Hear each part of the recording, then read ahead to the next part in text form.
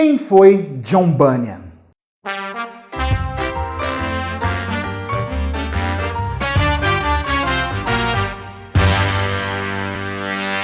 Olha aí, um dos quadros mais amados que as pessoas sempre pediam, agora de volta. Eu falei pra você que a gente voltou de vez, não falei? Simbora então!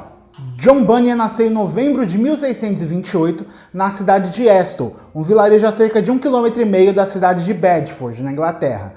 Seu pai foi Thomas Bunyan, um fabricador de panelas e chaleiras. Sua mãe, Margaret Bentley, já vinha de uma família com mais recursos, o que não era necessariamente a realidade sempre para o Bunyan. Quando criança, ele aprendeu o ofício do pai dele, apesar de ter ido à escola, mas só apenas o suficiente para aprender a ler e a escrever. Em 1644, quando ele tinha 15 anos, Margaret, a mãe dele, faleceu.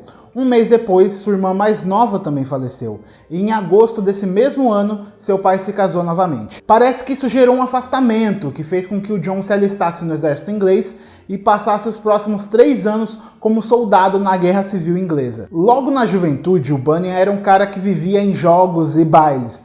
Quando ele foi dispensado do exército, ele se casou com sua primeira esposa lá por 1647 e 1648. Ele relata em seu livro Graça Abundante ao Principal dos Pecadores que os dois eram tão pobres quanto os pobres devem ser, sem possuir muitos implementos caseiros, além de um prato e uma colher que compartilhávamos. E ele apenas relembra de 2 livros que sua esposa trouxe como herança do pai: A Jornada do Homem Comum ao Céu, de Arthur Dent, e A Prática da Piedade, de Lewis Bailey. Em 1650, Bunyan e a sua esposa tiveram sua primeira filha, a Mary, e logo depois descobriram que ela tinha nascido cega. Tiveram depois disso mais 3 filhos, Elizabeth, Thomas e John. Numa tarde de domingo, enquanto ele jogava Chip Cat, um jogo em que um pequeno pedaço de madeira afiada é derrubado no ar com uma vara, o Bunyan diz ter ouvido do céu uma voz que dizia o seguinte: você abandonará seus pecados e irá ao céu, ou continuará pecando e irá ao inferno. No momento aquilo não mexeu com ele bastante, mas ficaria guardado no coração por alguns anos. Depois de algum tempo, o Bunyan decide abandonar sua vida pregressa e mudar de uma vez por todas. Ele começou a frequentar a igreja, mudou a forma de falar, a forma de se vestir, mas aí um dia, quando ele ouviu uma pregação sobre guardar o dia do Senhor, ele desiste e decide voltar para a vida que ele tinha antes. No livro dele, Graça Abundante, ele conta que uma vez, enquanto passava pela rua, ele ouviu 3 ou 4 senhoras conversando sobre a vida que elas viviam com Deus, como Deus tinha entrado no coração delas e mudaram de vida. Em 1650 ele veio a conhecer o pastor puritano John Gifford em sua casa paroquial na igreja de St. John, que era uma comunidade independente lá em Bedford. Eles conversaram sobre a salvação, sobre a Bíblia, mas o marco definitivo da conversão dele só viria um ano depois, influenciado por aquela conversa das senhoras, por essa conversa com o pastor e pela leitura de um comentário bíblico do livro de Gálatas, que era o comentário livro de referência dele depois da Bíblia. E aí nesse ano ele começou a frequentar essa congregação em Bedford, embora ele permanecesse morando em Aston.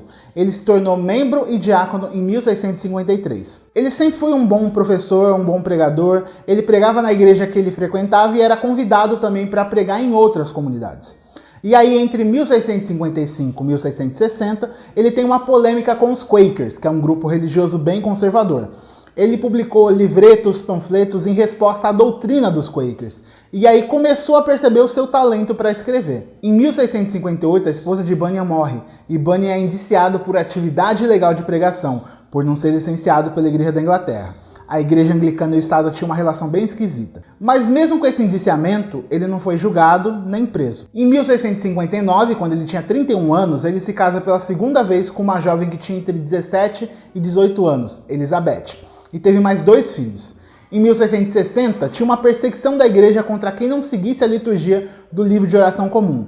Como eu disse, a relação entre igreja e Estado era esquisita. E aí, quando ele pregava no vilarejo de Lower Censal, um juiz emite um mandado de prisão contra o Bunyan. No meio do sermão, ele é preso e fica aguardando julgamento, acusado de ser defensor comum de várias reuniões ilegais. Ao pronunciar a sentença, o juiz Killing disse o seguinte: ouça seu julgamento. Você será levado novamente à prisão e por 3 meses seguidos lá permanecerá.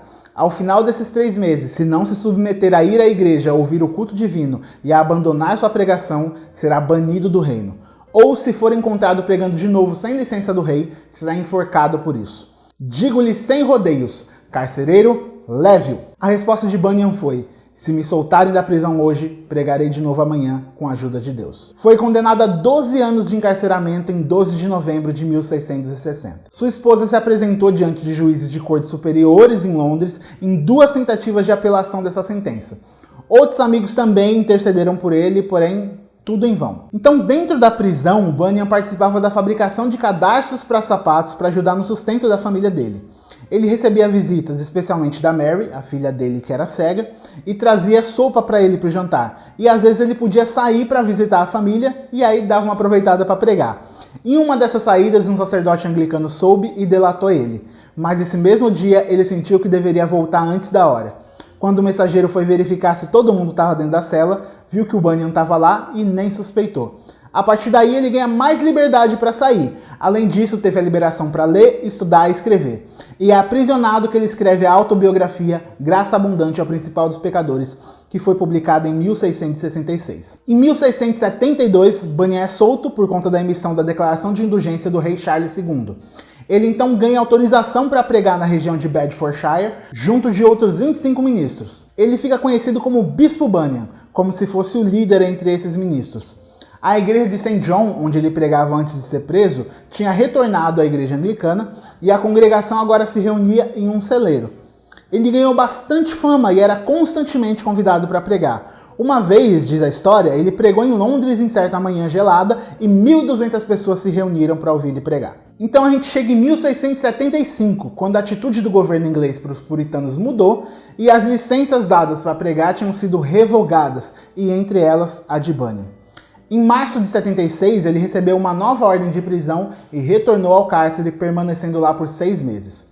A tradição diz, porque a gente não tem relato histórico mais preciso, que foi nessa ocasião que ele escreveu o livro pelo qual ele é mais conhecido, O Peregrino, em 1678. Por ser muito popular e conhecido, Bunyan teria recebido então um indulto real e pôde desfrutar da sua liberdade até o fim da sua vida, pregando em quase todas as partes da Inglaterra. Em seus últimos anos de vida, ele ainda escreveu muitas obras. Entre as mais conhecidas estão Vida e Morte do Senhor Maldoso, em 1680, A Guerra Santa, em 1682, e A Peregrina, em 1684. John Bunyan escreveu um total de 61 obras entre panfletos, livretos e livros. John Bunyan morreu de gripe em 31 de agosto de 1688 em Londres, onde tinha ido para apaziguar uma disputa entre pai e filho. Foi sepultado em Bunhill Fields, um cemitério dedicado aos puritanos. Apesar de ser conhecido para muitas pessoas como o cara que escreveu O Peregrino, poucos sabem da influência que Bunyan teve na vida de muitas pessoas e na literatura mundial. Autores ligados ao movimento romântico do século XIX, como Charles Dickens, Charlotte Brontë, Mark Twain, George Eliot, Louisa May Alcott, usaram os textos de Bunyan para a construção do enredo de alguns dos seus livros. Outros autores renomados do século XX foram também influenciados pelo clássico do Bunyan. Exemplo disso são os livros A Feira das Vaidades, de William Thackeray, Mr. Standfast, de John Buchan, e O Regresso do Peregrino, de C.S. Lewis. O próprio Spurgeon tem relatos escritos falando que, além da Bíblia, o livro que mais valorizo é O Peregrino, de John Bunyan. Creio que eu já devo tê-lo lido umas 100 vezes. Esse é um livro do qual jamais me canso. A influência do Bunyan é ainda mais marcante entre os pregadores dos séculos seguintes, como George Whitefield, Spurgeon, J.I. Packer, R.C. Sproul, John Piper, John MacArthur. E aí, você conhecia a história dele? Já leu algum livro dele? Não, eu te recomendo começar a ler O Peregrino. Eu mesmo tô lendo agorinha pela primeira vez, acredita? Se você quiser conhecer o livro, aproveita que tá em promoção lá na Amazon. O link tá na descrição e nos comentários aqui. Você pode ir lá comprar a versão de luxo, cheia de gravuras do original de 1890. Tá em promoção. E se você quiser aproveitar, pode comprar o box logo, que vem o Peregrino e a Peregrina, todos nessa edição luxo. Capa dura, material chique da Edições Pão Diário. Eu recomendo demais você pegar e começar, porque eu tô muito atrasado começando a ler agora. Você já pode também tirar esse atraso e começar a ler esse clássico do cristianismo, viu? Gostou desse vídeo? Deixa o seu like. Comenta aqui embaixo se você conhecia a história ou se você quer ver outros Quem Foi. Gostou da volta desse quadro aqui no canal? Deixa recomendação de outros personagens que a gente pode falar aqui nesse quadro. Se você quiser se inscrever no canal, vai ajudar a gente demais para você receber os próximos vídeos. E se você quiser ajudar esse canal a crescer cada vez mais, clica lá no botão Seja Membro. Clicando nesse botão, você não só vai ajudar o canal, como você vai entrar no nosso grupo de WhatsApp, a Ordem da Sagrada Cafeína. Então é isso, gente. Muito obrigado e até a próxima. Tchau, tchau.